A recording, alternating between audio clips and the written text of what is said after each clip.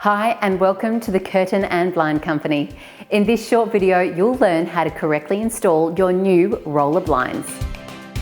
Your blinds will arrive ready to go, so it's a good idea to first check you have all the parts by identifying them on the instruction sheet provided. Installations can vary slightly depending on your order, so be sure to follow the instruction sheet carefully, and if you have any questions or concerns, please get in touch with our friendly support staff. Firstly, decide whether you'd like to mount your brackets on the top or side of your window.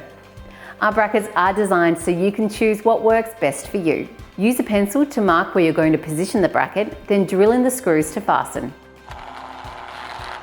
In most scenarios, the screws provided will be suitable to mount the brackets. However, if you need to fix the blind to a window lintel or into masonry, you may need to source more appropriate screws and wall plugs. First, insert the spring pin side into the idle bracket, then gently hook the chain side into the control bracket with a downward motion. Remember, all blinds need to be fitted with a child safety device, so please read the requirements in your instruction sheet. And that's it. Beautiful new roller blinds installed in no time at all. It really is that easy at the Curtain and Blind Company.